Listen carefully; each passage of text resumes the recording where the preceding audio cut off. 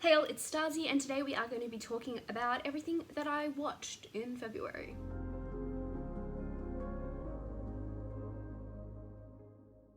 Cat is distracting me. What was I talking about? What did I watch in February? My video about everything that I've read in February will have also already gone up by now, but in terms of what I watched, what is my cat doing? Honestly, the main thing that we've been watching a lot of, is Critical Role, which if you don't know is a bunch of voice actors playing Dungeons and Dragons. Great fun. So that's what we've mainly been watching a lot of, but also have watched quite a number of movies. But yeah, it's actually kind of, the thing about Critical Role is I was watching it by myself and then my boyfriend sat down and started watching it with me, and so now I can't just watch it alone anymore, which is kind of unfortunate from the fact of now I will never catch up because I'm on like episode 60 something and I think they're now up to like 120 something, so I'm never catching up. But if you've never watched it before, I do recommend it because it's funny and a good time, although obviously quite a commitment because each episode is like 3 to 4 hours. But yeah, because we've been watching so much Critical Role, I don't think we've really watched any other like TV, but there are some movies, so let's go to Letterboxd. Okay, so the first 3 movies that I watched in February on a Saturday, I binged a trilogy essentially of something I'd never seen before, and I don't know how to feel.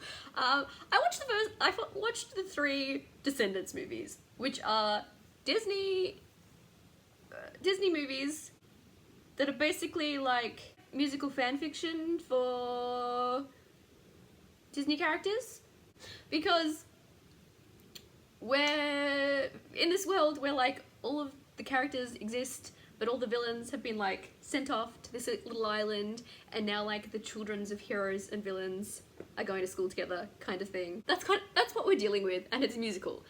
And I watched the first one and then I just kept on going. I don't think they're objectively good movies. There's definitely a lot wrong with them, especially in terms of like characterization.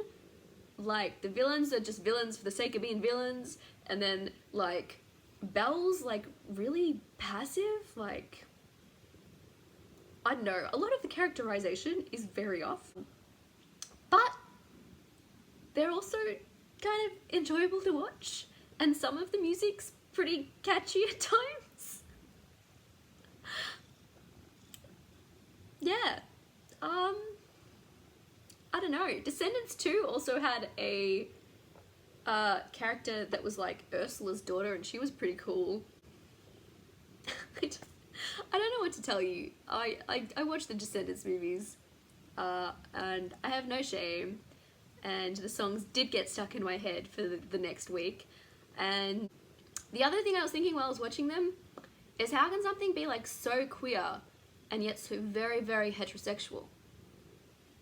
Like, at one point, these 2 girls, I think this was in the second movie, these 2 girls basically had the most romantic duet I have ever witnessed, and yet they both got into relationships with boys.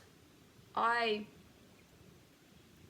can't tell me that they were just best friends. No. That was a romantic ballad duet. Anyway, we don't need to spend much time on that. I watched them. They were fun. I'll probably rewatch them at some point, but I don't know how to feel. I don't know how to feel, but you know, they're children's movies. It's all good fun.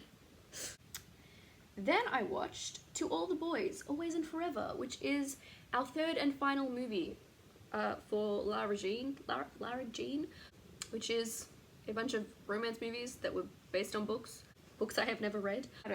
What did I give this on Letterboxd? 3 out of 5 stars. How did I feel about this movie? I definitely enjoyed it more than the second movie, and it was kind of just a heartfelt, good time of a teen rom-com. I think one of my main problems is that I do not like Peter Kavinsky, and some of the things he said and did were a bit like, I do not support your romance anymore. Did I ever? I'm not sure. I don't remember the other movies enough to know. But right now, I didn't like him. I didn't like him. And yeah, I don't know. It was a fun enough time to watch though. Do with that what you will. Then when I was with my mother, we watched Once Upon a Time in Hollywood, which is a Quentin Tarantino movie, because he's another quality human. Not creepy at all with his foot fetish, which was also very apparent in this movie. So many shots of feet and like that close-up of the feet on the dashboard. That was unnecessary. Thank you, Tarantino. As a movie though, just as the general movie, what'd I give it? 3 out of 5. It was an okay watching experience. I didn't love it. There are definitely other Tarantino movies that I have enjoyed a lot more, but it was an okay experience. The little girl was I liked the little girl in it too. She was smart with a bit of an attitude. I appreciated her. No, it was okay. What was even the plot? We watched this late at night. Can I even remember what was going on? We were following Leonardo DiCaprio, who was an actor making a movie, and his stunt double Brad Pitt. And also like Margot Robbie was there, but her character seemed really random until like near the end. Like it seemed every now and then we'd go and have a look at what was going on in her life, and as much as I appreciate seeing Margot Robbie, it was a little confusing at times to how relevant it was to everything else that was going on. It was a bit weird. I don't know. I didn't fully feel the connection of what was going on, and the end of the movie was interesting. Interesting ending to that movie. Yeah, it was an okay movie. I didn't hate watching it. It was okay. Interesting stuff going on. Also some unnecessary stuff. But yeah. Then I rewatched a movie that I had not seen since it came out in cinemas, but I'm giving it 5 out of 5 stars because it is just a quality movie. It's something that I'd been really wanting to rewatch for a while, and I finally got the opportunity to, and that was Logan, which, oh, that movie is upsetting. I mean, I knew what was coming, and I was still tearing up at the end.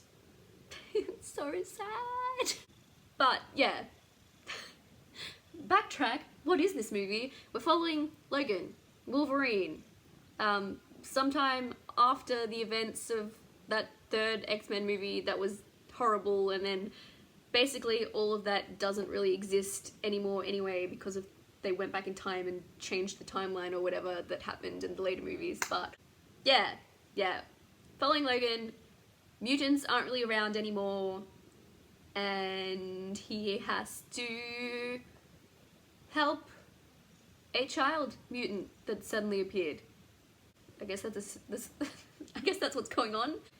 Yeah, it's heartbreaking and powerful and also really violent because this came out, I think this came out after Deadpool, so they really felt like, oh, we can make these more adult comic book movies and people will watch and enjoy them.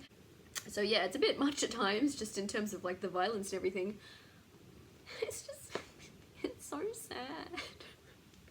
Can you tell I'm losing the plot a little because I've already sat here talking about books for 30-40 minutes before I start talking about movies?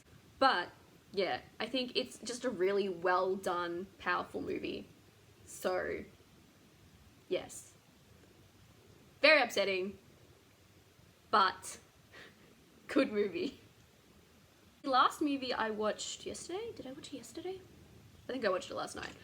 Regardless, it's a movie that I've always wanted to watch, but I watched it for the first time yesterday and was a bit like, why the hell did I not watch this earlier? Because it's kind of exactly the type of movie that I like. Cat, what are you doing? I think I gave it 4 out of 5 stars because there are some things that are maybe objectively not fantastic, but I really enjoyed it.